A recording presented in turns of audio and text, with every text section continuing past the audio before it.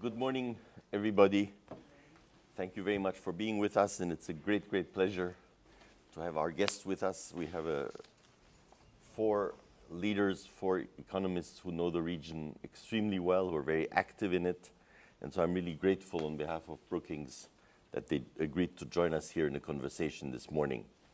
We have Jose Juan Ruiz Gomez, who is the chief economist and the manager of the research department at the Inter-American Development Bank.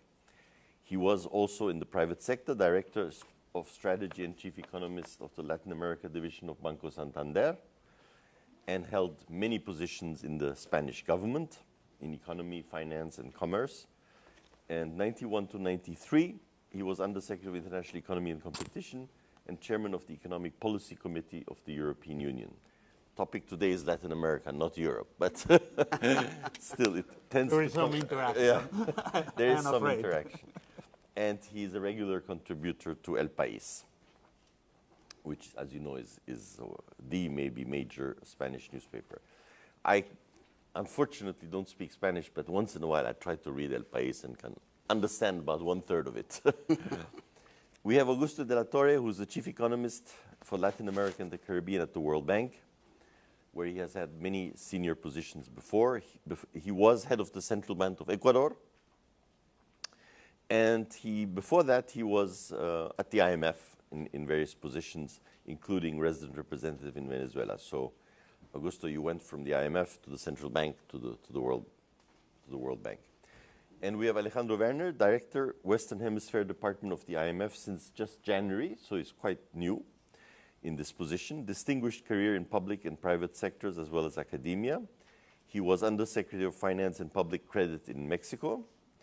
He was an economics professor at the Instituto de Empresa in Madrid, and he was also head of corporate and investment banking at BBVA Bancomer, which is another one of the big international banks. And finally, we have our own Ernesto Talvo, who joined us some months ago, who is now the director of the Brookings-CERES Economic and Social Policy Initiative in Latin America, which is a joint venture between CERES, the think tank where he has been chief economist and leading the economic work for many years, and the Brookings Global and Economy Program, focusing on economic and social policy issues in Latin America. He was and is visiting professor at Columbia University, was a special advisor to the Inter-American Development Bank Research Department on global, regional, macroeconomic, and financial affairs, and he also held positions at the Central Bank of Uruguay and at the IMF. So this is a wonderful panel. Again, thank you very much for being with us. We were discussing with Ernesto the other day in terms of the size of Latin America in the world economy. It's about close to 8% of world GDP at market prices. Compare it to about 20 US, 12 China, and then the European Union roughly 25. So in a sense, when one looks at the sets of economies, it is the fourth major group of countries, group of economies in terms of market price GDP. It's a continent, as you know, most of you I'm sure know the history of Latin America, has had some very good years some decades ago, and some very tough years, particularly when Paul Volcker decided to kill American inflation, but at the same time he raised interest rates so high that emerging countries that were borrowing at variable rates were hit very hard. And it has been doing well overall, with a lot of diversity. Of course, it's a very diverse group of countries over the last decade, as have other emerging market economies. And I think one of the key issues is, will this much better performance continue? What have been the causes? What are some of the obstacles? How does the world economy impact on Latin America and the Caribbean, and vice versa? We're living in a very interdependent world, but still with a lot of diverse performance. So without saying much more, I will turn to our first panelist.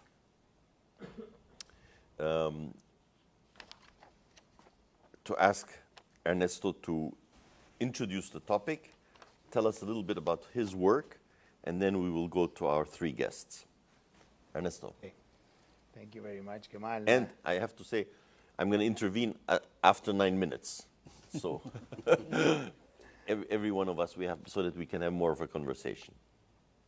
Well, good morning. Thank you all for being here. When we were discussing with Kemal about organizing this event, we thought it could become a classic and that we should name it after the dust settles.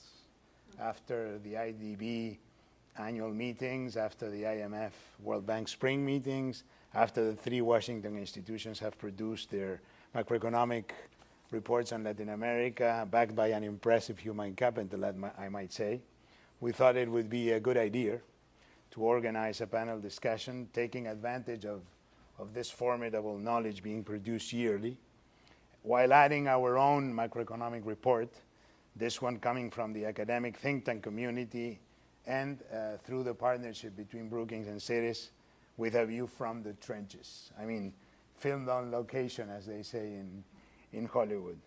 So in fact, what we will be presenting today are some of the key ideas that would be forthcoming on the Brookings-CERES Latin America macroeconomic outlook from a global perspective. Just a few additional words to thank very especially the 3 outstanding economists and very good friends, Jose Juan, Augusto, Alejandro, for being here with us in this panel. This is the first official event of ESPLA, the Brookings-CERES Economic and Social Policy in Latin America Initiative. I would also like to thank very especially Kemal Dervish, a true gentleman and the director of the Global Economy and Development Program at Brookings, and the global Brookings team for their unconditional support for putting their best efforts into ensuring the success of this noble partnership. And last but not least, I would like to thank the CERES superb team in Montevideo. So let us start off. Now the 9 minutes, Kemal, start to kick. First, Latin America's growth is cooling off, and it's doing so sharply. If we contrast the rate of growth of 6% the region displayed during what I like to call the golden years, 2004, 2008, pre-Lehman crisis years, and compare them with the projected growth for the 2012-2013, which is around 3.7%, then there is a 3 percentage points below the growth rates of the golden years. And moreover, with very few exceptions, every country in the region, and in some cases very significantly, the growth rates are cooling off relative to the golden years, 2004, 2008. Now, the cooling off has occurred in spite of the fact that external conditions for the region are slightly more favorable today than they were during the golden years. And this assertion might come a little bit as a surprise. But if we take a close look at the key external drivers of Latin Americans' growth rates that we identified in a model that we developed with my colleagues Alejandro Izquierdo and Randall Romero at the IDB in 2006, a model that, by the way, does a very good job in tracking growth rates in Latin America.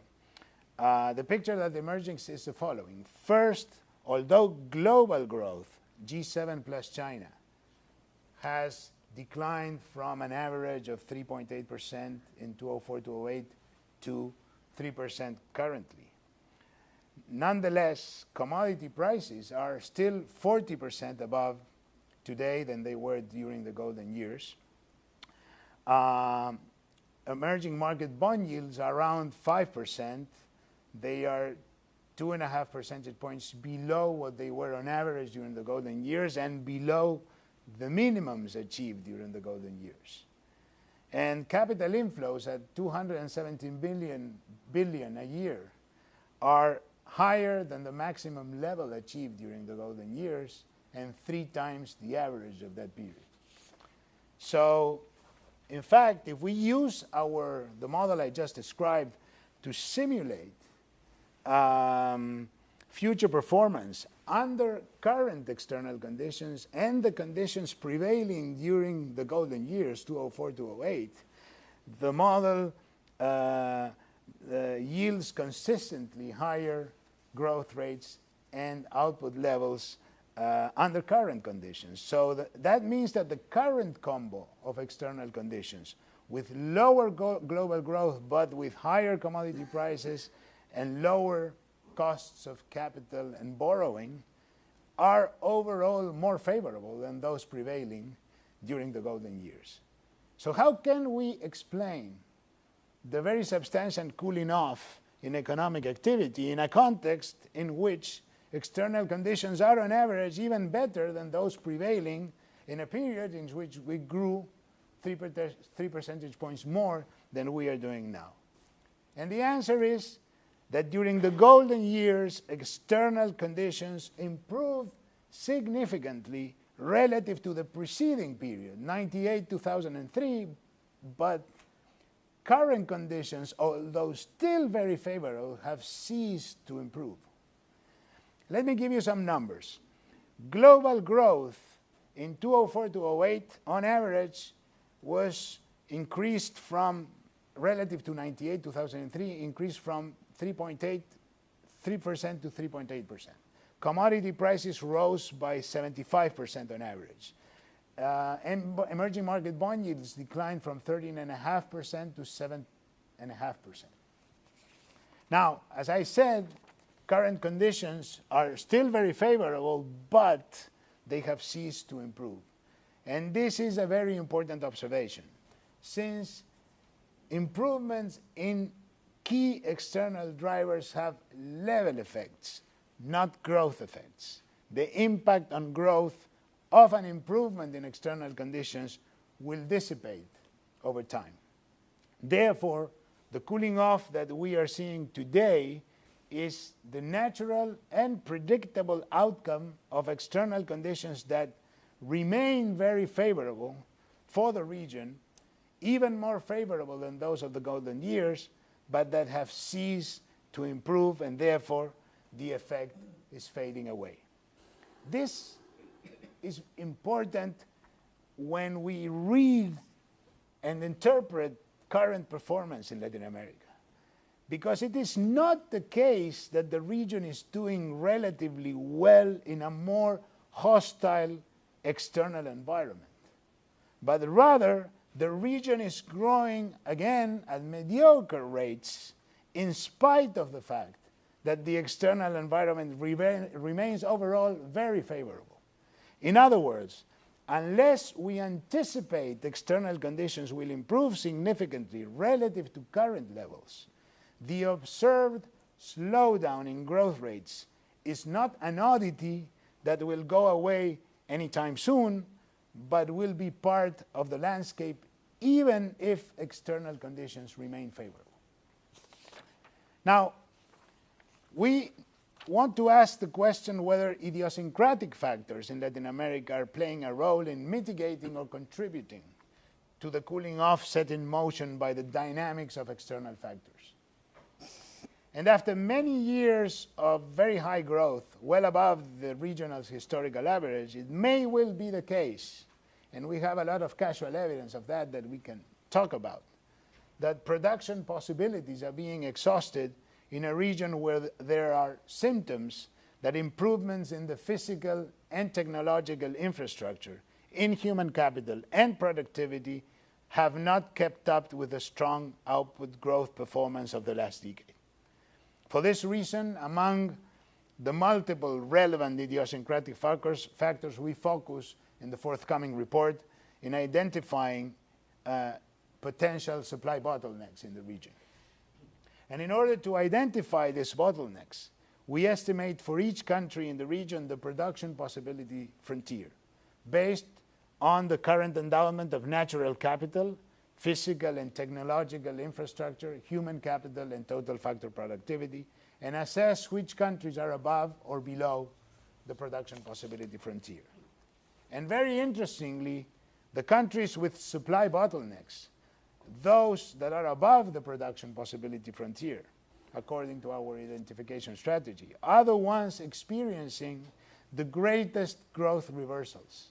If we compare 2012-2013 growth rates with the golden years, 2004-2008, the slowdown in countries with supply bottlenecks is 2 percentage points higher on average than in countries without supply bottlenecks.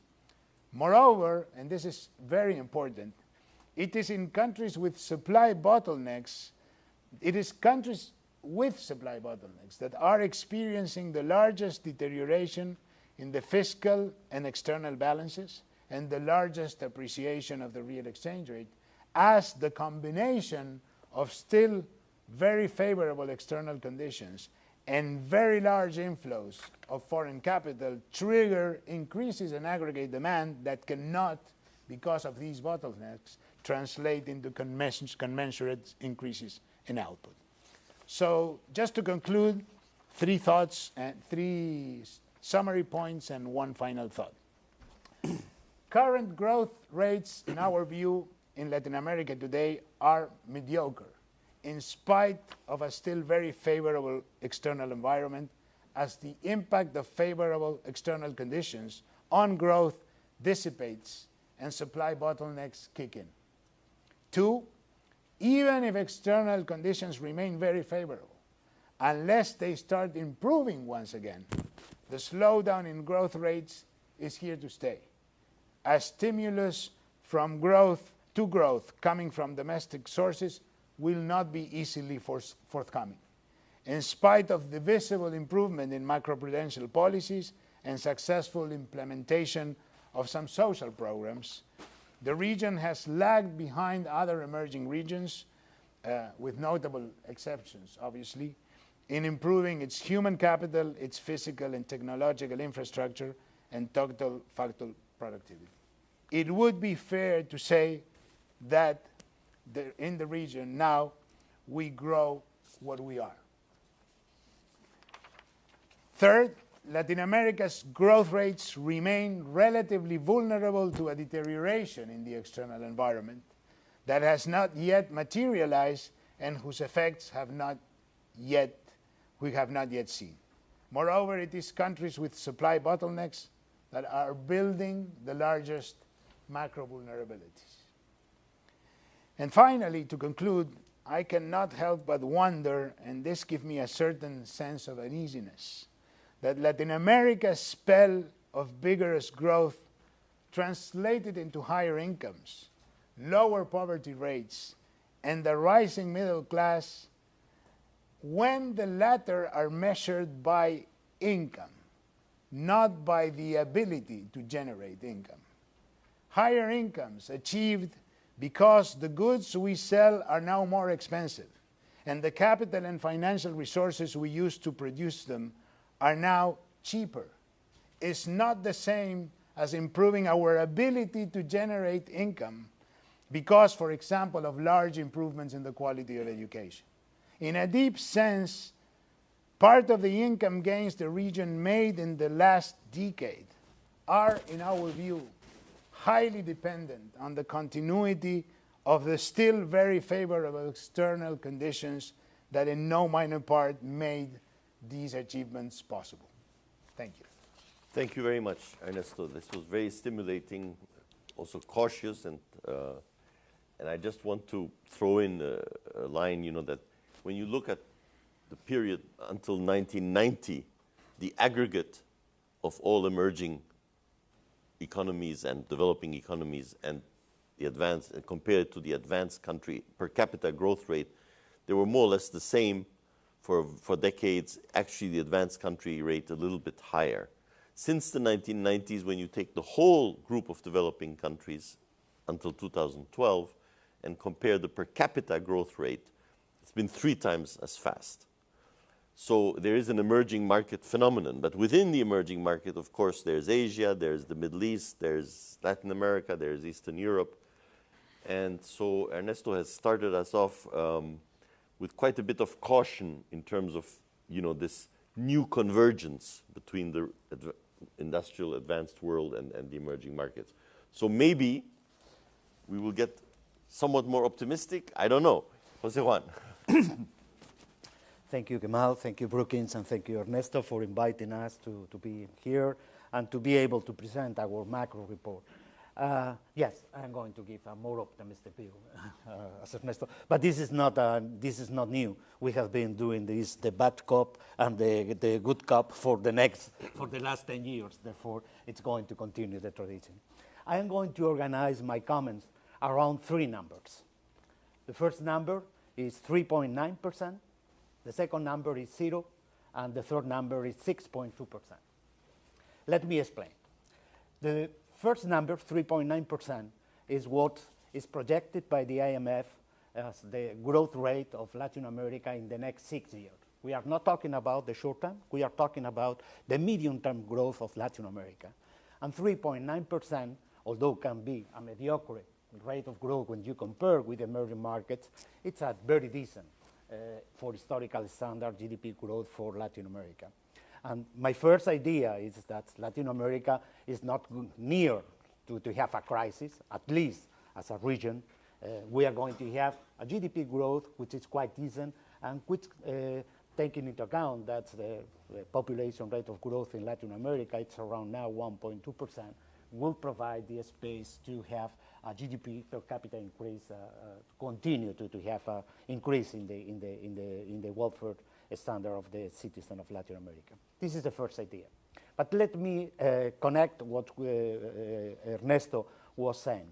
What we believe is that the world economy is going to enter a state of maybe suppressed growth. This is the way we have put it, which means that we believe that growth is not going to be as high as it was in the golden years of 2003, 2007.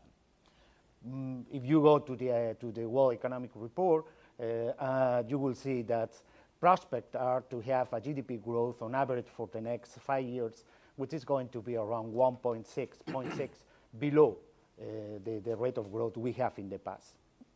And although what says Ernesto, I fully agree with him, when you put these numbers in our model, what you get is Latin America could grow 1 full percentage point less that would have been the case if the previous conditions had remained in place.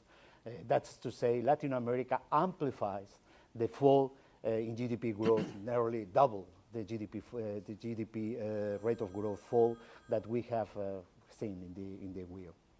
This, I think, it's a quite interesting phenomenon because it puts on the table one thing, that maybe something has to be done. And I think Augusto is going to talk about headwinds and tailwinds, and therefore I give him the opportunity to enter and to comment more on this phenomenon.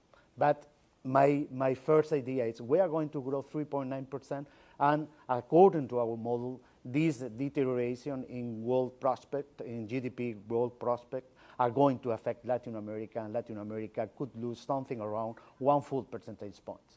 Maybe you are growing at rates of 9, 10%. To lose 1 full percentage point is not very, very, very costly. When you have a potential GDP rate of growth of 4%, to lose 1 full percentage point means that you are losing 25% of your potential growth, and maybe policymakers are going to ask themselves what can be done. And this leads me to my second number, 0. I am quite worried about the success that we have had trying to fight the Great Recession of 2008. Latin America was quite successful. Latin American countries used counter-cyclical policies, and these counter-cyclical policies help to reduce the impact of the world crisis in Latin American performance. We have had a very short crisis, and for the first time in many, many years, Latin America did not have a financial crisis, a systemic financial crisis, high devaluation, high hyperinflation process, default. This has not been the case. Latin America has escaped from this world crisis in a good way. And my worry now is that governments try to react to this deceleration in growth with the same tools they used in the years 2008 to 2011. Why? Because in our view, the space to develop counter-cyclical policies are nearly zero. Latin America has been using all the fiscal margin, or nearly all the fiscal margin, all the monetary margin they have to use these counter-cyclical policies to face something that maybe is temporary, but maybe is permanent. And my second point, which I will make very strong, is that if Latin America tries to face this suppressed growth area using the traditional demand policies, in Latin America, we are going to see problems, maybe not in the next 12 months, but we are going to have problems in the next years, because in the medium term, because this is not the way to face a suppressed growth as the suppressed growth we are believing we are in front of. This is my second point. There is not such a thing as counter space for developing counter-cyclical policies to increase expenditure, to have a much more looser monetary policy as to face this slowdown in economic growth. And then it comes, my third number, the 6.2%, and my optimism, and I promise you, Kemal. How we can face, how we can escape from this suppressed growth area if we are not able to be, in a wide sense, to use counter-cyclical policies. And the word, I don't know, it's the proper way. We are trying to find a better way, a better word for describing what we are proposing is a structural reform. Reforms which increase productivity in Latin America. We have run, and we have there Alejandro, who was one of the men who was working on these issues. We have run a quite long experiment about the sources of productivity growth and the track record of productivity growth in Latin America. And the numbers really are very somber. We tried to analyze what has happened to the gap between the GDP per capita in 26 Latin American countries as against the States from 1960 to 2007. And from 1960 to 2007, out of 26 countries which are members of the IDB, just 4 countries were able to narrow this GDP per capita gap. These 4 countries were Chile, Peru, República Dominicana, and Panama. And out of these success stories, just 2 countries were Panama and Chile were able to narrow the productivity gap as against the States. The other 2 were able to narrow the gap because they invest more or they put more workers on the productive process. It was accumulation of factors. Just 2 countries were able to increase their GDP per capita in a sustainable way due to the increase in productivity. And this is clearly related to a misallocation, a massive misallocation of resources in Latin America. What we are proposing is to renew the structural reforms agenda, which is going to have some different features of the structural reforms agenda of the 80s or the 90s. First of all, we don't believe that there is such a thing as a one-size-fits-all.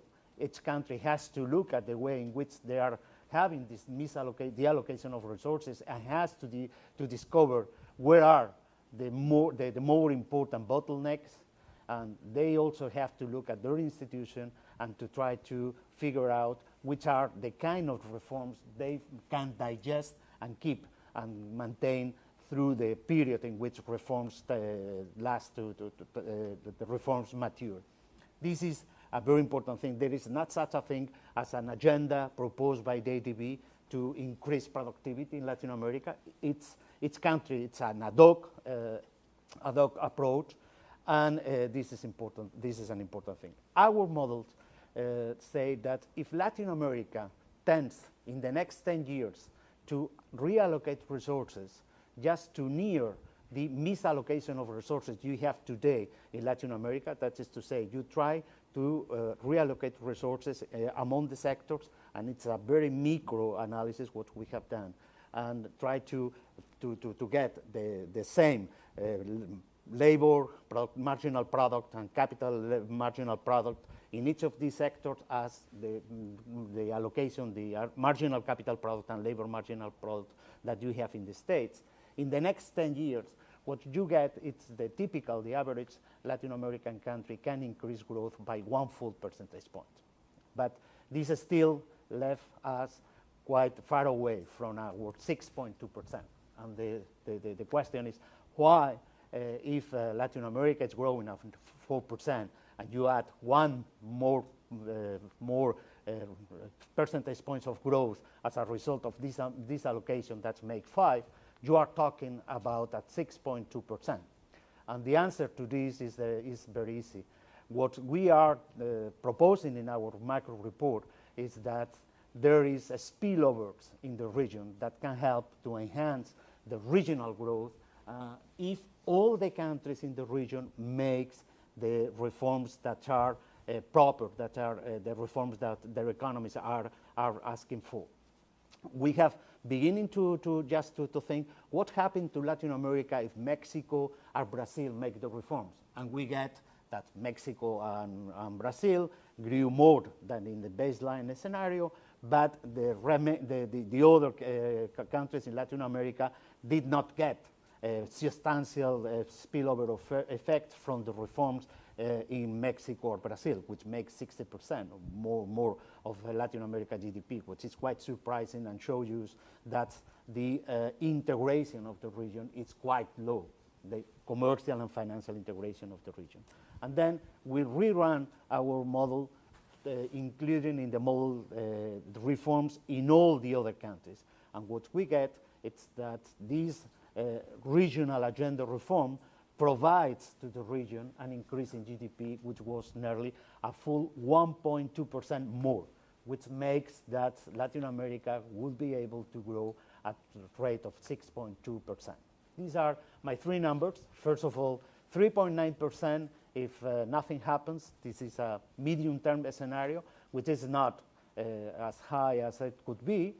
Latin America is letting on the table large growth, which is not used.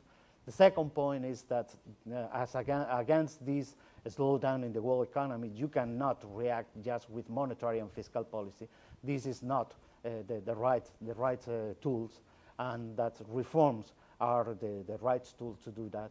And the key word for Latin America in the coming years will have to be reforms to increase productivity. This is the key words, and if all follow this script, Latin America will be able to grow at 6.2%. That, by the way, it's higher than the rate of growth that the WIO it's now expecting from Asia. That is to say that Latin America could grow faster than Asia because we don't have any constraints which cannot be removed and put forward the growth of our societies and our economies. Thank you very much, Jose Juan. That was very stimulating also. This is going to be a great discussion. I can feel it. Now, of course, Augusto, the World Bank is on the supply side of things more than on the demand side. So maybe naturally you will support Jose Juan, I guess. We're in both sides. I find it very stimulating that my colleagues have made a lot of their comments on the issues of growth, which I think is an important factor to keep in mind, because a similar meeting, 10 years ago, we would have been talking mostly about stability and systemic stability, macroeconomic stability, and exchange rates and so forth. So I think there's some important fundamental change, that we are now talking about growth and structural reforms, and we're talking about productivity and innovation. And unless Alejandro chooses to talk about stability, we may actually end up talking only about growth. So even the IMF may he is, after all, from the IMF. Yes. So we will see what he has to say. But I think that's crucial, because it puts us before the question, which I think has been nicely framed by Ernesto, as to what type of economic engine do we have. I have often used this parable that Latin America reminds me sometimes of these old Lada cars that the Russians used to produce, which Ecuador used to import a lot. And what's typical about the Lada engines is that once you try to accelerate it beyond 60 miles per hour, smoke starts coming out. And that's the contrast between a Lada engine and a BMW engine. A BMW engine is one where you accelerate and you go at 100 miles, you cruise along and you feel that the engine can even give you more. And I think what happens in Latin America is that in the absence of a lot of help from the world, these things that have now been called external global tailwinds, or however you want to call them, these external exogenous factors, in the absence of that help, which, as Ernesto says, has to come not only by the fact that the conditions are good, but that they are improving. So we're asking for the world not only to give us a good conditions, but we're asking to give us increasingly better conditions. So in the absence of that type of impulse, we tend to be more like a Lada engine. We start realizing that beyond 4%, we really cannot do it because at rates of growth above 4%, we generate bottlenecks, or the bottlenecks become very visible, and inflation pressures. And then when we talk to our colleagues in Southeast Asia, they say, well, 5 is too little, 6 is okay, 7. Then they talk about 7 and 8 rates of growth without concern about inflation and bottlenecks. And that suggests to me that they have economies that are much more flexible, that can accommodate, that have a capacity to accommodate an accelerated pace of growth without major frictions.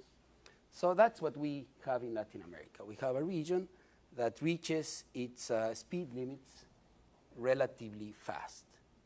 And we are in a juncture where, unless we do something about the engine, we are faced with a 3.5%, maybe 4% growth on average over the next years.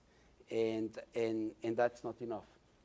And it's not enough, I think, mainly because of the type of expectations that the last 10 years have generated for our populations. The last 10 years were years where the strong global factors, we were able to transform them into a relatively strong pace of aggregate demand growth. Consumption grew as the poor came out of poverty and as people joined the middle class and were able to express their new purchasing power in terms of consumption. Like the Brazilians said, we have thrown millions of people to the markets with a new purchasing power ability. And these are folks that have become accustomed to this pace of social progress and of economic conditions. And with a 3.5%, 4% growth without help from the world, the pace of social progress will just come to a halt. And growth will become, I think, central to the policy debate. And it's becoming. As you go to Brazil and to Mexico or Colombia or Peru, you find out that the policy debate revolves now around growth with equity, of course, but growth after all.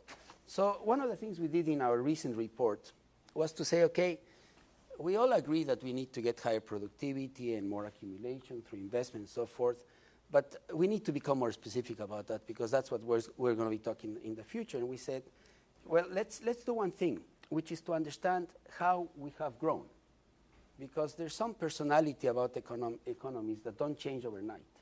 So we admire the Southeast Asian countries, but we are not Southeast Asian. And so what we try to do is we establish the contrast between the way in which Latin America grows and has grown in Southeast Asia. And there are some very significant contrasts which lead me to believe that we are going to have to find our own way. Let me tell you some contrasts. Contrast number one. Clearly, Southeast Asian countries are a growth model that is export-led. You look at the structure of GDP, you see that aggregate demand is relatively low fraction of total GDP, and that net exports are bigger item. As a result, they have a current account position that is much stronger, and that model is accompanied by currencies that in real terms are more competitive. Latin America, what you see is that despite of all of this commodity bonanza in exports we have had, the term we use is we find ways to metabolize external factors into domestic dynamics. So Latin America is essentially a domestic demand-driven growth model. And that's how we do it. That is consistent with the type of social change we have had. I doubt that we would have had the type of growth in the middle class or reduction of poverty if we would have had a purely export-led growth model.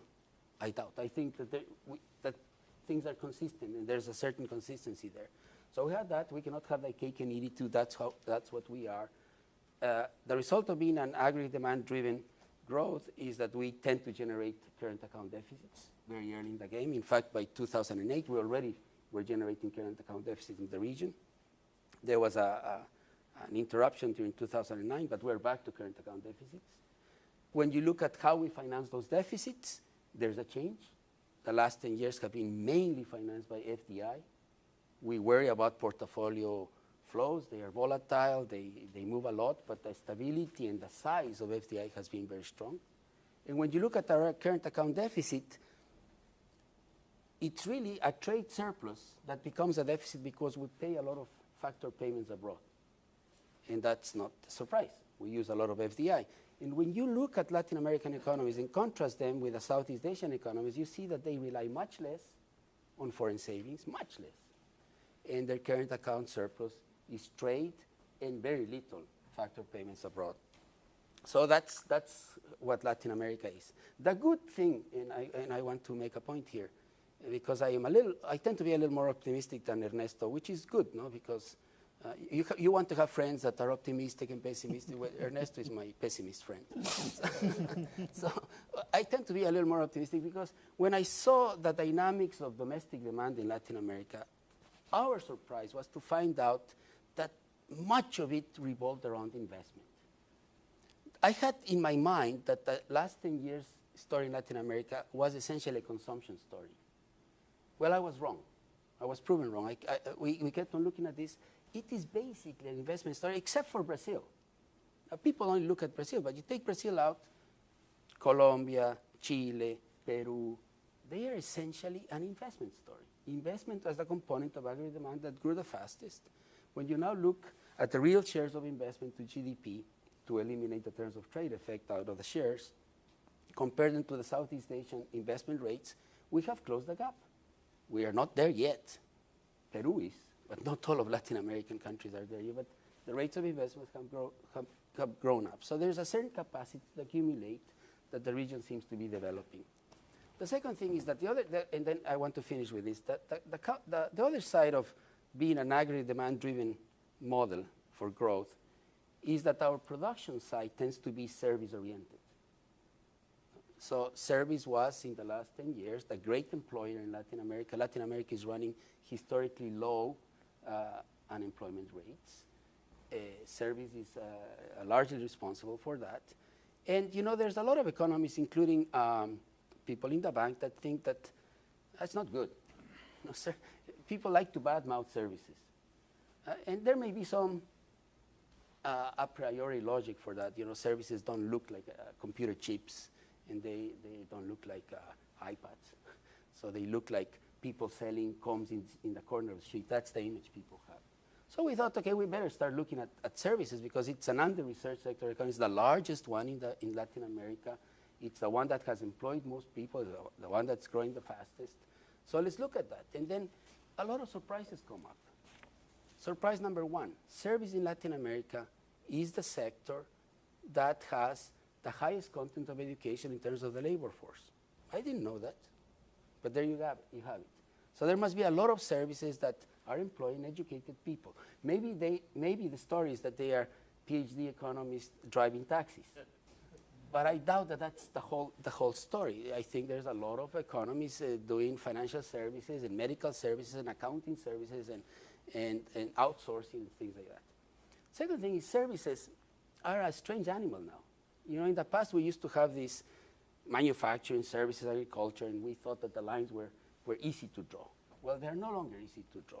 As modularity becomes possible for enterprises, outsourcing is more of that. So things that used to be called manufacturing in the past now may be classified as services because there are these firms producing things for the larger firms. And there's an interaction between services and manufacturers that's not trivial. You know, in order to have a good medical services, you have to have your MRI machine. So that interaction cannot be forgotten. So we come with our report saying, listen, let us not be so negative on services. Let's first understand what's happening there. We find there's a lot of heterogeneity, a lot of skill intensity, more than I thought, and tradability of services begins to grow up. Latin America actually is low when you look at how much of the services are traded internationally. With the exception of tourism, where we're big, in other services we're relatively low. So there's a lot to grow there. So we have a huge, by no means I want to minimize that, we have a huge challenge in front of us. We need to learn how to produce productivity growth. And in Latin America, we are not very good at that. We're good at reducing, we're good at dealing with social inequity, we're good at dealing with macroeconomic stability. We can teach lessons to the world about that. But we need to learn from the world on how you put together innovation structures and skill systems and productivity-oriented reforms. We are not very good at that. And we have a huge gap in infrastructure. Quality of education is a big problem. So we have a huge agenda.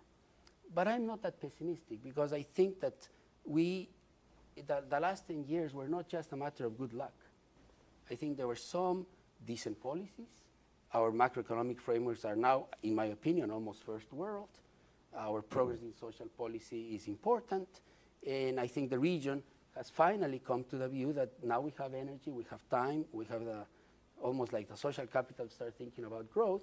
And we have been investing much more than before. And we're using FDI much more than before. So not all of the things are bad, while the challenges are humongous.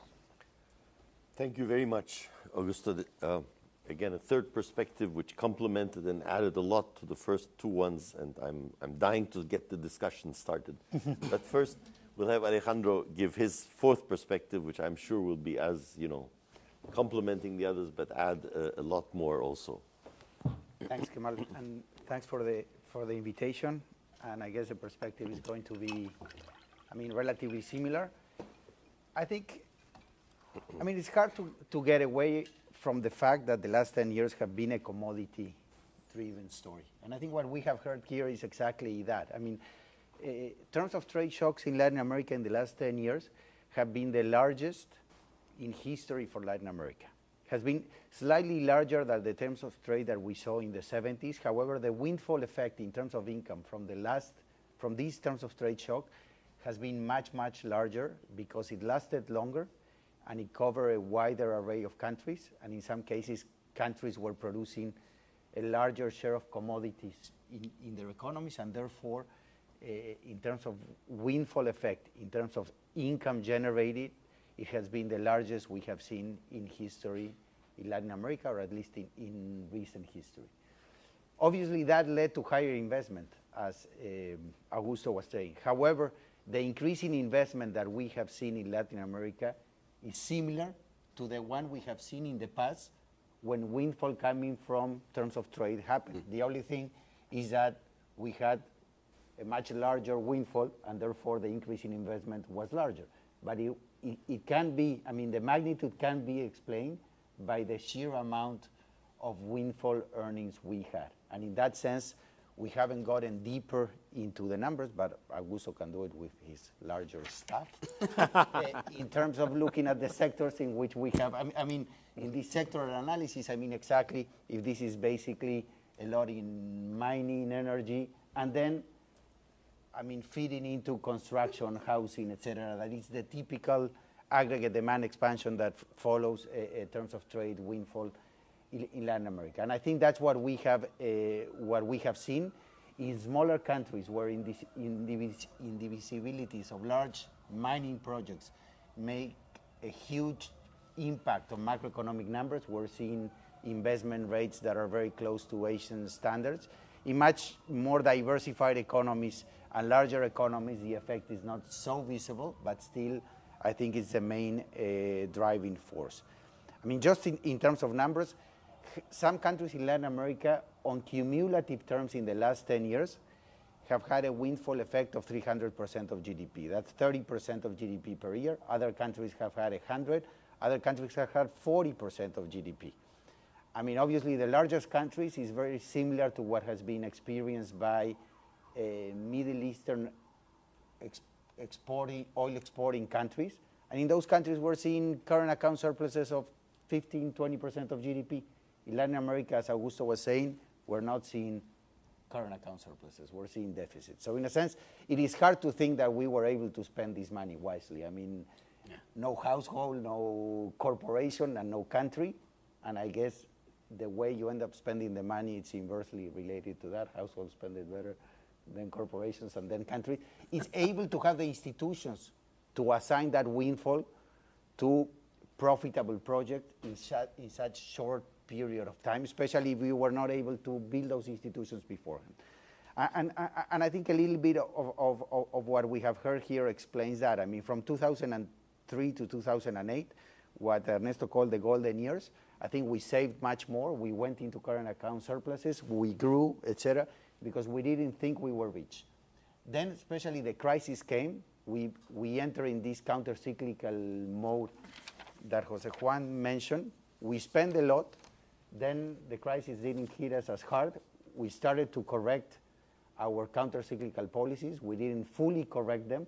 And now we're in a situation in which terms of trade are not growing. We think we're rich.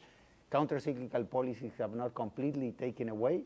And we are in the situation in which we are not saving, we are not generating surpluses, and we are not growing as fast as before because terms of trade do not continue to increase. We have used all of our spurs capacity that we had during the golden years, and now we are left with future growth that should be TFP-led, and TFP in the region has not been that exciting. And I think that's the consensus in this panel, that basically now if we want to grow, we are at the lowest level of unemployment rates in the region in almost every country. Infrastructure is showing significant bottlenecks. Capital utilization is relatively high, and our investment rates are not that exciting. And therefore, either we turn our growth agenda, into a TFP-led growth agenda through structural reforms, as Jose Juan was saying, or we are going to suffer an important slowdown, and aggregate demand policies need to recognize. If aggregate demand policies fight that, I think that's the true risk that we will be facing in terms of fighting a slowdown in an environment of cheap finance that will be willing to finance this thing for a long while. We're seeing, Latin American and Central American countries going to the markets for the first time in their histories. Corporations, around 20-25% of total issuers in the last 12 months are new issuers. So the market is willing to finance names that they were not financing before. They know that well, and basically they're taking more risk than they were taking before. To close down and maybe go quickly to the discussion that Kemal wants to have, and I think is the richest point of this panel. I think there's also an important thing to discuss in terms of growth for the region, that it's getting a little bit more to the idiosyncratic growth processes in the region that is more strikingly illustrated by just looking at Brazil and Mexico. They're the largest economies in the region, and also the terms of trade shock have worked, or let's say the drivers of the terms of trade shock have worked in opposite direction in these two countries. In the southern cone, illustrated, let's say, by Brazil, obviously the rise of China and the increase in commodities prices have had a very stimulative effect during this 2003 to 2012 period, and has put in train a growth process led by this terms of trade boom.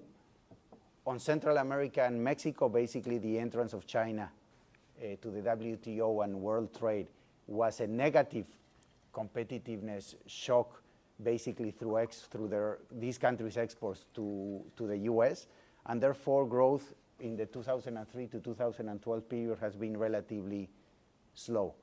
Now, the competitiveness effect in Central America and Mexico vis-a-vis China has kind of was flipped on its head as real wages in China has significantly increased and as low energy costs in North America have kicked in. And therefore, we're seeing a manufacturing revival in North America that it's, positively affecting Mexico and Central America. And therefore, we are having, let's say, a relatively boost to growth coming from manufacturing in Mexico and Central America that it's compensating these terms of trade story for the region as a whole. And I think it's going to play down importantly in the economic numbers we see in the next 3 to 5 years. To close down, I think the biggest risk for macro stability, and we have to talk about macro stability because we are not into so many things as other institutions. We're a little bit more stubborn and we focus on these issues. I think it's basically what I said before, a situation in which there is a growth slowdown by definition because these income effects will no longer be there. We are at full potential. The output gaps have been closed. However, there's a tendency for authorities, for financial institutions, etc., to misjudge this slowdown, to think that maybe it's more cyclical than trend, and therefore to keep on pushing aggregate demand. If this is the case and financial markets are willing, as they seem to finance this, basically we could be building some disequilibrium in the next, let's say, 24, 30 months that will lead to some mispricing also in asset markets. And eventually, hopefully it won't be like the Volcker effect, but again, increases in interest rates in the international economy can generate some pullback away from emerging markets and therefore trigger an adjustment that now we are not, I think, working to reduce the vulnerabilities to this eventual adjustment in interest rates. Just to close down, the other important tailwind that Latin America has been significantly benefited from is low interest rates in the world. If we look at Latin America's debt service in the last 6 years, it has been reduced by almost half, basically by the accumulation of net external assets and reduction in debt associated with good behavior, but also through the reduction in interest rate that we were blessed with being a net external debtor throughout the region as a whole. And these two things, terms of trade and interest rates, eventually are going to change, let's say, in the next 3 to 4 years. And the region should start working now to reduce the vulnerabilities to that reversal and eventually think how we will turn on the engines of growth through total factor productivity growth. Thanks. Thank you very much, Alejandro. Thank you all very much. And let me just ask 2 questions to get the discussion going. We talked about investment and the rise that was due to the windfall effects, particularly in many of the countries. But, and of course, the other side of the financing side, you didn't quite address it, is the savings rate. And when you contrast the region to Asia, the savings performance is one. It varies, of course. Some countries have much better. Brazil has one of the worst. Mexico also, I think, is pretty low savings, 19. Right? And then there's another. In East Asia, you've had very high savings rates in the East Asian countries, but you've had one country which is very kind of interesting in that sense, and that's India, which went up over the last 2 decades, 15 years or so, from a savings rate around 20, 21, 22%, not as low as Brazil, but pretty low, to something close to 35%. And so I was wondering, any comments on the savings? Because you strongly emphasize TFP, and in a sense TFP is the best growth one can have, because in a sense you sacrifice less in the present. But I guess the two are linked because unless you have investment, you have troubles realizing the TFP. So any comments on the savings rate to complete the picture would be useful, including the differences among countries. And the second question is this whole issue of leverage. I think we've learned, Spain being one major case, that you can have kind of low leverage in the public sector, low public sector debt to GDP, but very high household and corporate debt. My own country in Turkey is quite interesting, also very low public debt to GDP because of major fiscal reforms. And it started with very low household and corporate debt, but household and corporate debt is going up very fast. We're still far from some of the European country levels, but so how is the household and corporate debt in Latin America behaving? Is it increasing rapidly, credit card debt, mortgage debt and things like that? Or is it more moderate is a question I think maybe the answer would complement the picture we got, the very rich picture we got. Okay. No, talking about saving rates, the numbers really are very, very surprising. The country in Latin America which has the highest domestic saving rate to GDP has a saving rate which is lower than the country in Asia which has the lowest savings ratio. In fact, Latin America has, on the median saving rates in Latin America, it's equal to the saving rates in sub-Saharan Africa. We are talking about 18%. And these could be explained by the history of Latin America. In my view, what we are talking here, it's about a country, a region in which a financial crisis has been very often. Remember that from 1980 to the year 2005, if I remember well, Agustin Carsten counted something like 35 episodes of financial crisis. And this has meant that people who has trusted their savings to the domestic financial system has been, to a large extent, liquefy their savings, and they don't trust the financial system. I think it's a historical reason.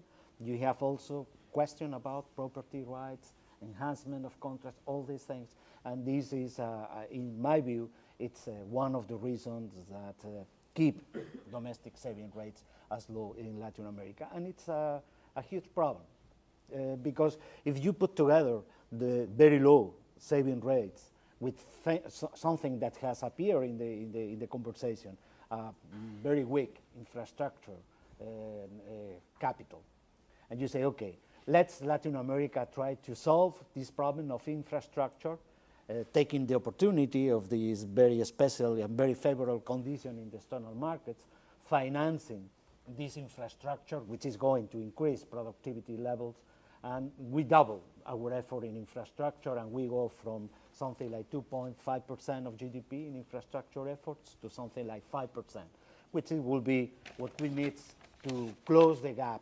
investing 5% for the next 15 years just to have the infrastructure. We need to have the productivity increase. Well, we have made this simulation, and we have asked ourselves, what happens if Latin America try to finance this infrastructure gap with foreign savings? And we have looked at the past, and just 7 countries in Latin America has been able to keep and to finance a current account deficit of more than 5% of GDP for 5 years, which means that you cannot do that. If you try to close the gap in infrastructure just trusting on foreign savings, you are taking a very high risk of repeating your history of financial crisis. You need to increase domestic saving. Domestic saving is going to be increased by a much better regulation of the financial system, the recovering of confidence of people in their domestic institution, but it's not a process that can be solved just in one jubilee. Any additions, Ernesto or Alejandro? I mean, just to complement you, during this period, savings rate increased, let's say, from 2003 to 2008, together with investment, and it increased more than investment, therefore, I mean, improving our external balance, but still, I mean, giving us the levels that Jose Juan basically said, extremely small. And going forward, I think, and and at the IMF, we will be saying that this is extremely risky to widen these current account deficits, and it is. However, I think we have to recognize that if external rebalancing is going to take place, I mean, we cannot have countries that used to have large current account deficit to reduce theirs without nobody increasing theirs at the same time. And I think some of these countries in Latin America will have to see wider current account deficits. And I think with floating exchange rate, inflation targeting regimes, and good banking sector regulation, I mean, we should be looking both at our own history, but also as how current account deficits have behaved in countries like Australia, New Zealand, Canada, in which they have had periods of larger current account deficit, some adjustments through the exchange rate that were not as painful, as catastrophic as the one we have had, to the extent that we are able to, I mean, withstand the rising vulnerabilities in the financial sector. And obviously, and the last thing, I do think the market will have to significantly help in financing infrastructure, because with Basel III, the banking system, I mean, just having funding there for 15-year or 20-year toll roads, I mean, I don't see them as aggressively. I mean, Spanish banks used to be, I mean, at the forefront of this, and with the new regulation, it will be very costly to do it through the banking system. So I think we will have to see, I mean, pension funds throughout the world, et cetera, starting buying toll roads, et cetera, in Latin America. And I think those vehicles will have to be designed to have a significant inflow of foreign and local money, but coming through market instruments and not through the banking system. Just a couple of thoughts, you know. We do have low savings in Latin America, and it's never been clear to me whether we have low savings because we don't have a lot of income, or we don't have a lot of income because we have low savings. And I don't think this particular problem has been clearly solved. When you look at what happened in Southeast Asian countries, what you see is that there were countries with low savings, but with a high elasticity of saving to income. And this is where Latin America struggles. I'm not sure also what's the cure for this. You know, Jose Juan was saying, well, maybe when we have more reliable financial systems, people will save more. They actually may borrow more. Who knows? It's not clear to me. In fact, there is some research shows that the deeper your financial system, the less people save, because they use the financial system to smooth. So not clear to me how that goes. The only thing that's clear to me about savings is that you need a bigger effort on the public sector. This is what our colleagues in the IMF have said several times, and I agree with that. That's the only clear thing you can do.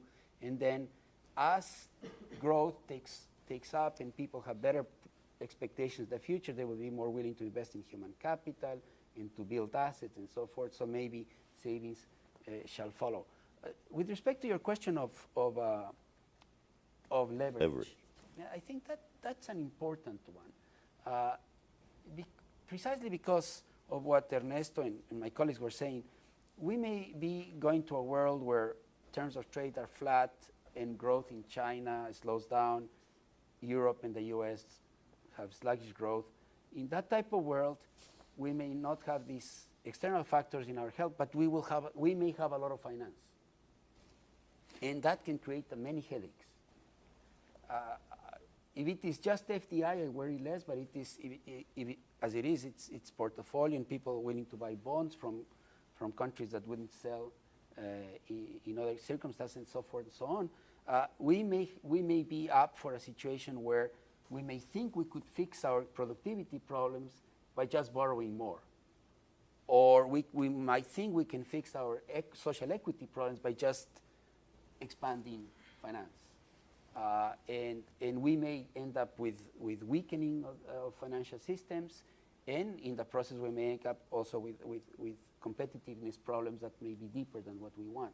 Mm-hmm. So I really think that this issue of leverage, private sector leverage, it's not only households. It's obvious that also corporations are borrowing quite a bit. And so that I think is going to be also part of the discussion over the next. Ernesto, anything you want to add? Two or three very short comments. On the savings side, two results of academic work that we did with Ricardo Hausmann and Michael Gavin many years ago, but I still think that they are important. The discussion about saving was going on at the time. I mean, Latin America saves very little, and therefore that's a big difference with Asia.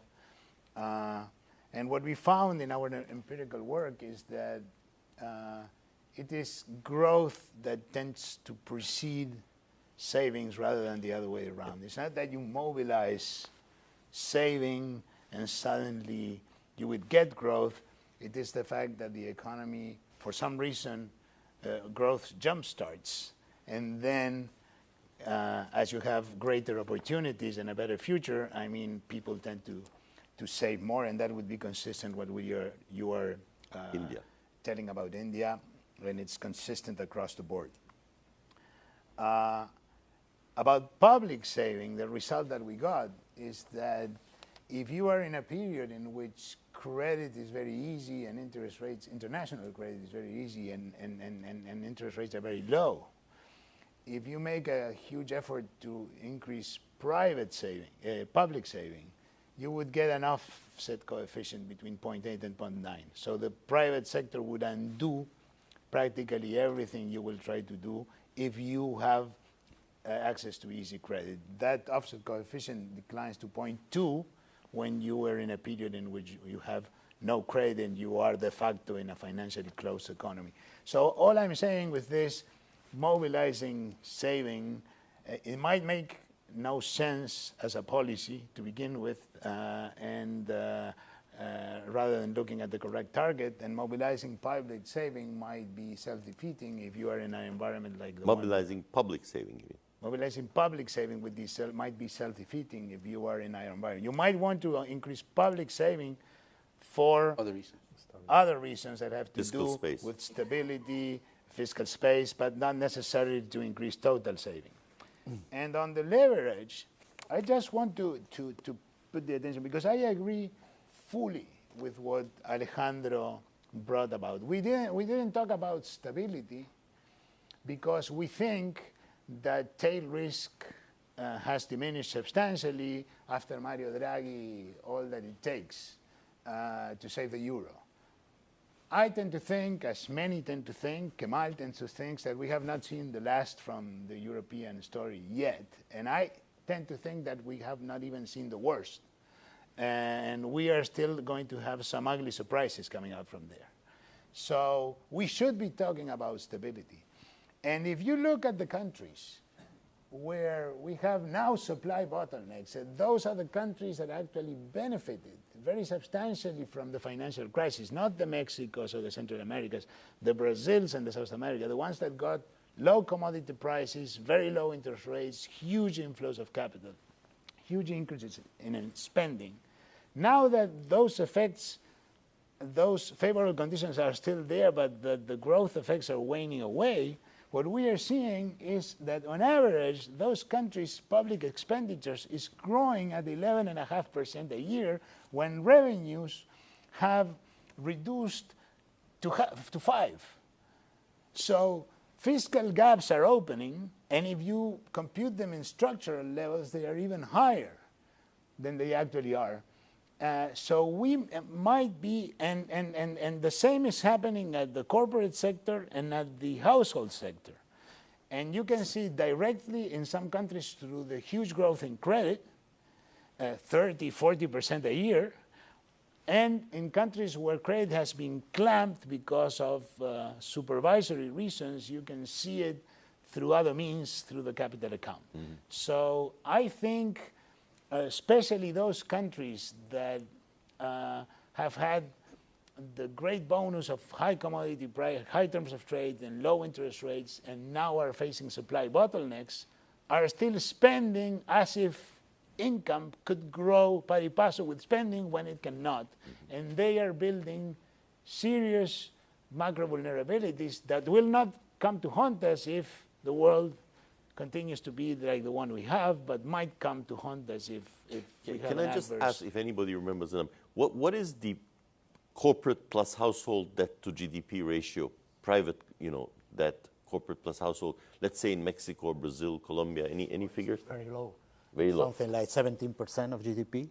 Credit to GDP, internal credit to GDP. But it's, that's banking credit. banking Make credit. That's banking credit. You have which is- market debt, all the housing thing will put you to 50. Credit card. Maybe 70, but I don't know the number. Okay, But roughly. it's, Yeah. If you add the non-financial, The non-financial, non-banking institution, non-banking that that is must be coming to the something like capital 40, account yeah. directly to finance. No, because I mean, I think these figures, you know, one always has focused on the public deficit, but the variance is huge. In Spain, it's what, 350%? 370. 370%. You know, I mean, just as an order of magnitude, it kind of. And let me just, Ernesto's point about savings, I think is very interesting in his research with Ricardo in the old days. Let me just give you the example of my country, Turkey. Public savings rate vis-a-vis GDP over the last 7-8 years increased by 5 to 6% of GDP. So the public sector, you know, primary surplus, very big fiscal adjustment and big increase in public saving, completely offset by a decline in private savings. So very frustrating.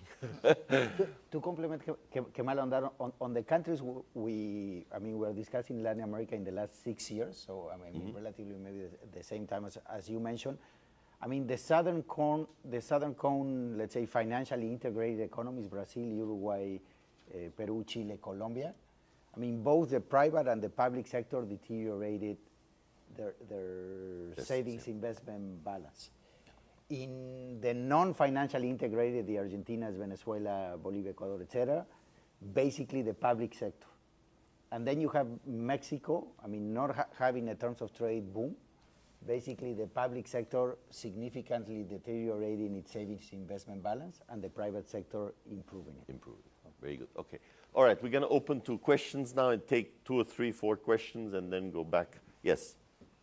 Please do identify yourself so that everybody knows. Thank you. I'm Arturo Porsekensky with American University. I was wondering if part of the Latin American story that you didn't get a chance to talk about is the diversity within the region, right? We have countries, especially in the Caribbean and Central America, that are not growing, have not had favorable terms of trade. The tourists aren't coming, the workers' remittances aren't coming.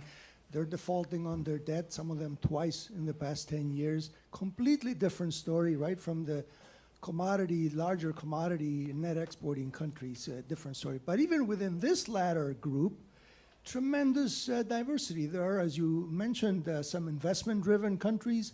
They don't have an inflation problem because they're expanding capacity with demand. Other countries where inflation is raging, and others which refuse to even acknowledge they have an inflation problem. So I think that diversity within the region needs to be mentioned. The generalizations are nice, but some of the most interesting stuff is happening at the country-by-country level, like in other regions of the world, of course. Thank you. Oh, thank you very much. Thank you, yes. My name is Carlos Echeverria from the Central American Integration System General Secretariat. I'm here with my Secretary General on a visit. Just a short question. How do you value, and perhaps Augusto can, which is good to see you, Augusto. Augusto can answer the question probably. How do you value the role of the regional or the sub-regional integration, trade integration or economic integration schemes? Keep in mind, for example, that in the year 2011, the Central American trade of goods, not services, which is growing, but goods grew from the previous year almost 21%, when trade, global trade was relatively flat in that sense. So how do you perceive, or what can the role of the sub-regional integration schemes can be? Thank you. Thank you. Yes?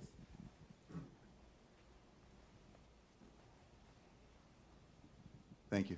Thank you very much. David Nelson with GE. Thank you very much for the presentation. Very interesting. And actually, if I might have 2 questions. First of all, on the issue of bottlenecks and the structural reforms that are needed, can you just highlight? I realize you can't go through all 35 countries, but say for the biggest 2, are the reforms in Mexico the right ones? Education, fiscal, energy, and telecoms. And in Brazil, what are the key reforms that are needed to get past the bottlenecks? And the second question is, you haven't addressed at all the energy issue. And there does seem to be potential, the resource seems to be there in a lot of countries in Latin America. There may be some changes needed in investment climate to get to it, but the potential for oil and shale gas is huge in the region, and this would not be a terms of trade issue. It would be an actual output issue if they start producing. Can you just talk about how that, what the outlook is for that affecting growth in the region? Thank you. Any other? Yes.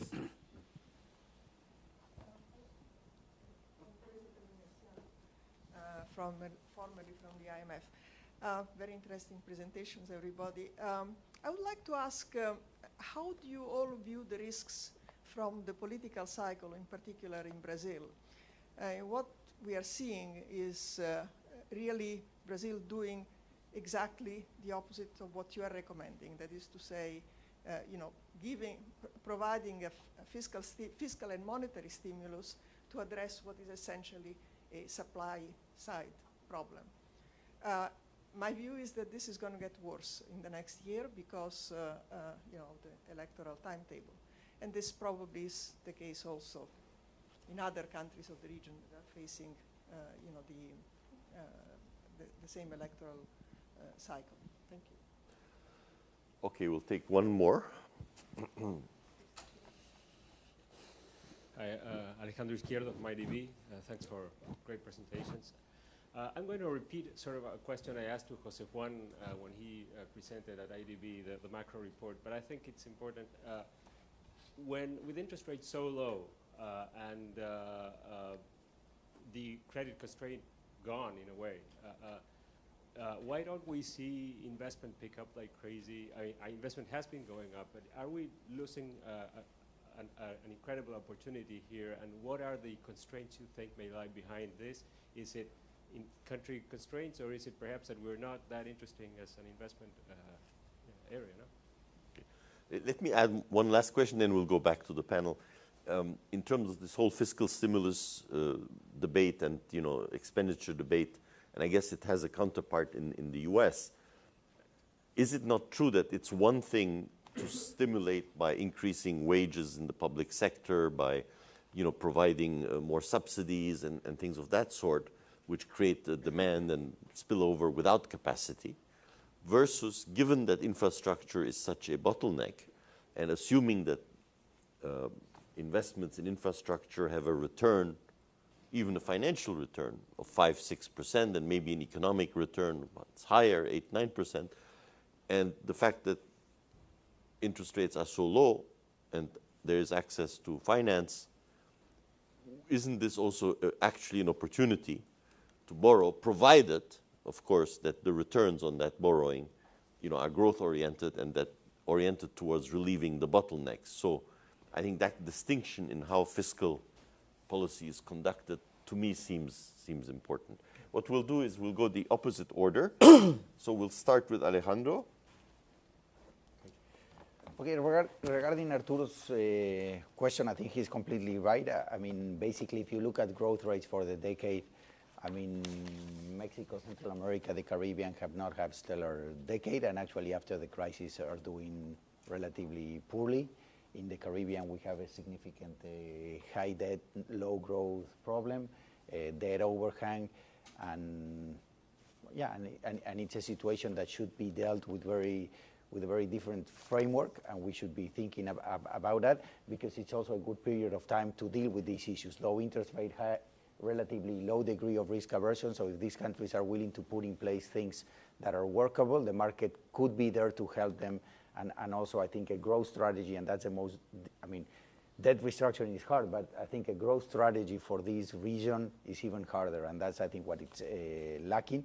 But you're totally right, and I mean, you mentioned the case of Panama, the highest growth country in Latin America at 9-10%, investment-led, very interesting story. I mean, regarding reforms, if they are the right ones or not in the case of Mexico, Brazil, I think for the region as a whole, I mean, focusing on infrastructure, on savings, education, etc., whatever comparison you do, we are at the bottom of the chart.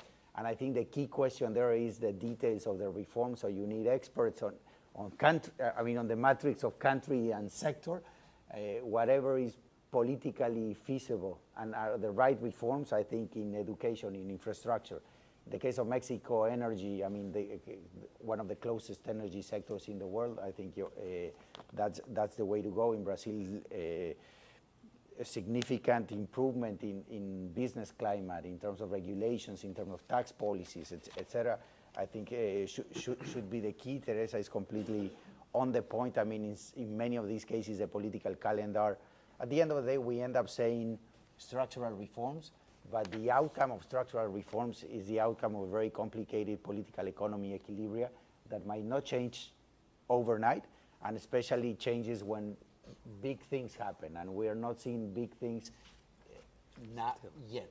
So it's hard to envision. In some countries it might be the case, but it's hard to envision a push through a broad-based reform agenda in these countries, and I think it's our job to continue mentioning this until it actually happens. In terms of Alejandro's question on investment, I truly agree. I think the big problem is, for example, in infrastructure, it's very hard to go from doing very low level of infrastructure to doing something larger. The projects are not there. The environmental impact is not done. I mean, until you get to the financing, just designing the projects, having them ready to be financed and assigning it to a sponsor is very hard. And countries have not built the infrastructure, the institutional infrastructure to be there. And I think also there was a transitional issue in terms of funding might be there, but capital was not there. A lot of the firms that were involved in infrastructure got extremely extended in other parts of the world. When the crisis came, they had severe problems. So you have funding, but you didn't have capital, and now that thing is being reaccommodated, and now we might have both of them. Augusto? Yes, let me take 3 points. One is, let me pick up on what Alejandro was saying. I think that the issue of low interest rates are a necessary but not sufficient condition to generate the type of investment that you would like.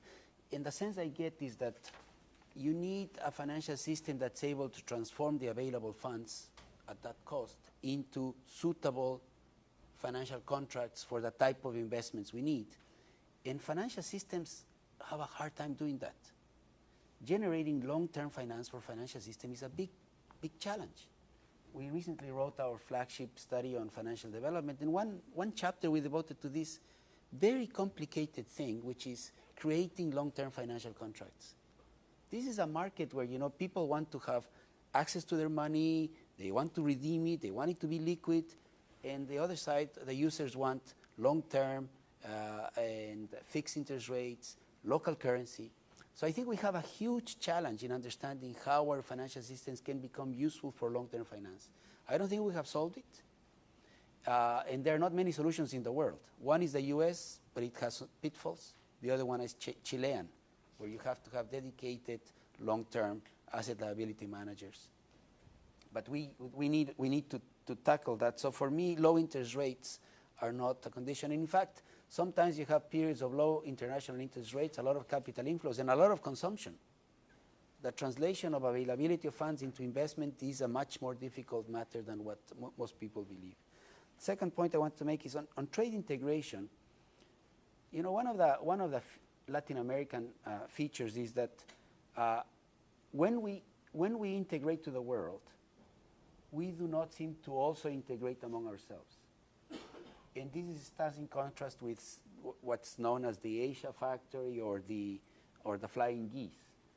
You see the ability of the Southeast Asian economies to integrate to the world as they integrate among themselves, and a lot of feedback loops between internal division of labor and integration and international integration. Latin American integration patterns are unidirectional. We sell something to China, we sell something to the US, but what happens inside the region and the connections inside the region don't get developed. And this is a big challenge.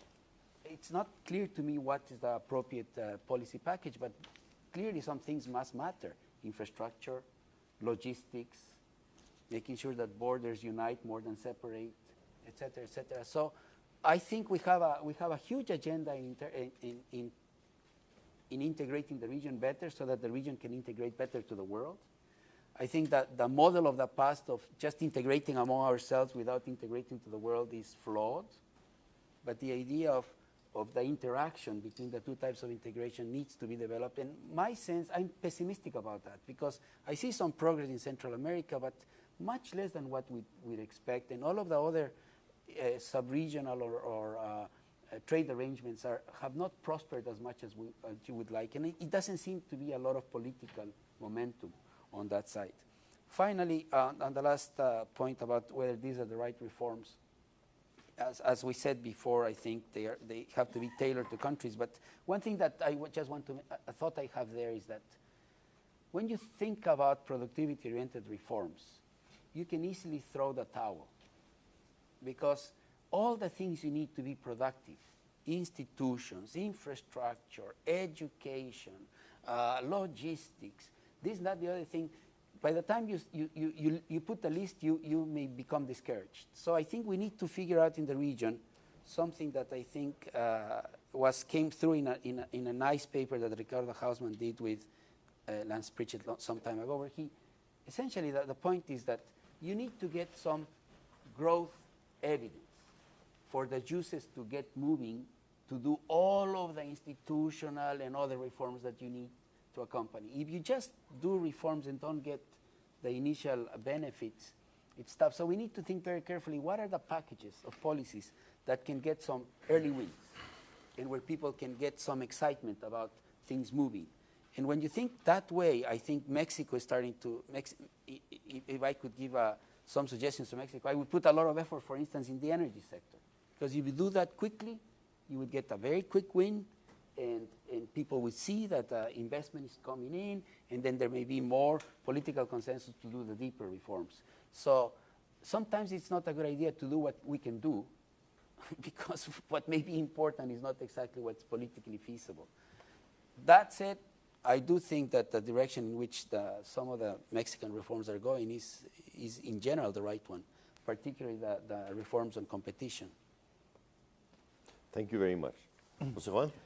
I will take some points raised by Augusto, and I think it answered to some way the question raised by Teresa. We need a success reform that could be generate this climate in favor that structural reforms pay off in terms of dividend. When you talk about the structural reforms in our policy dialogues with the economic authorities, all of them say, okay, that has a very high political cost, our political capital is low, elections are coming, and this is because in the mind of our policymakers, reforms are related to cost. Something is going to pay. It's a zero-sum game, at least in the short term. And I am not sure that this is the case. Just for instance, think in a reform that could be applied in nearly all the Latin American countries to fight against informality in the labor market. Informality in the labor market is one of the reasons that our total factor productivity is growing as slow as it is, because informality in Latin America is pervasive. 56% of Latin American work in the informal economy. And you have countries such as Bolivia, Ecuador, which you have 80% of the total labor force, which are working in informality. And you think about informality, you say, why this is happening? Of course, we have problems of human capital, we have problems of institution, but we have tax problems. You are taxing the people who are working in the formal market. And you are taxing companies which are working in the formal economy. You can move these taxes, and you need tax reforms, from this taxing labor and formal companies, and to move to a broad tax as a TVA or whatever it's the reason, and reduce the taxation on formal employment. And this will give a boost to your productivity, will reduce this informality. And if you think in this way, what you get, it's a reforms, it's a Pareto improving reforms. Workers will be able to get more wages because productivity is going to be enhanced. Companies are going to pay less taxes, and they are going to be able to get more profits. and tax is going to increase because government is going to raise more taxes from this reform. It's a win-win-win reform. It's not necessarily a reform which in the short term has cost, or at least could be designed in some way.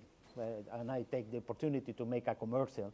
On June 24th, we are going to present here in Brookings our fiscal flagship this year, more than revenues, taxes as a tool of development. And this is the kind of message that we are going to, we want to translate to people, that we need tax reform. And as Alex was saying, the problem is not saying that we need a tax reform. We need a kind of tax reform in which the details are as important as the whole concept of reform. And we need to have a success with this reform. And we can have a success. We can follow what is happening in Colombia, which has made a reform in which the target has not been to raise revenues, but to try to reduce distortion, to try to reduce these taxes on the formal employment, and maybe there or in the competition reform in Mexico, we are going to get some flagship reforms in which we can convince policymakers of the society that this time is going to be different. This time it's not going as in the 90s. Thank you very much. Ernesto, some last words. Yeah. Well, on the diversity that Arturo brought about, I would emphasize not only the diversity in outcomes, also the diversity in policies. And this is, I think, very, very important because we've seen some very relevant setbacks in countries that have done very, very well previously. Argentina is an example where exchange controls, capital controls, licensing on imports, nationalizations, now price controls, doing away with the independent judiciary, blah, blah, blah. I mean, if you look at the big scheme of things, and this is the comment I'm going to make, the closing comment in Latin America.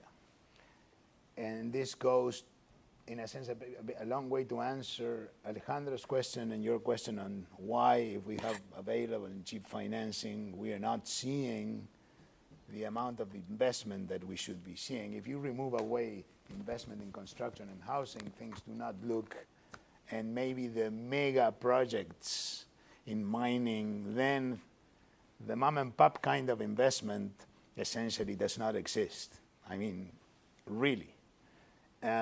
So to me, if we should call it the core investment, still is very, very low in Latin America. Why? Why? And when you look at the big scheme of things, we had this huge liberalization policies that started in the mid-1970s because we thought that the import substitution, state intervention kind of model had failed. We have a different view with the papers we wrote with Calvo and Alejandro, that it had a lot to do with the change in external factors. And then we switched to a different model, completely different model. We opened up, we privatized, we removed controls on flows, on exchange rates, on prices. And then the Russian crisis came by, the Argentinian crisis, and then we said, this is all the fault of the neoliberal opening up policies, and we switched back again. Okay, in some cases, in a very big way, in some others trying to do it in a reasonable way. But I think that the risk of policy change is always there. And therefore, that risk, if the environment changes, and what today is fine, tomorrow starts not to go so fine, and therefore, I think that the horizon is still for the domestic residents, for the mom and pop or core investment, it's still very short. However, mega projects that come with financing through the World Bank, the IDB, with the protection of their own governments that cannot be touched by new legislation or new rules, those are going to come in. But beyond mega projects and construction, you are not seeing a lot. And I think that unfortunately, it is because, and we are seeing it in many countries in the region, and we cannot think that the others are completely immune if circumstances change, of a change, substantial change in the rules of the game. Well, thank you very much. I really would like to thank our guests and Ernesto. This was a very exciting panel. I hope, as Ernesto said, that we will make it a tradition once a year to kind of take a look.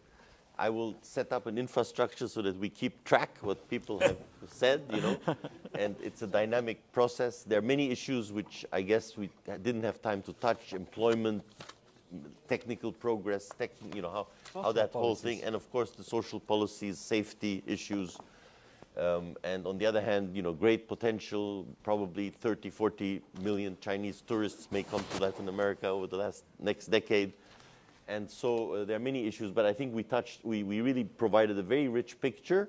And I want to thank also the audience for sharing your time with us on this rainy day.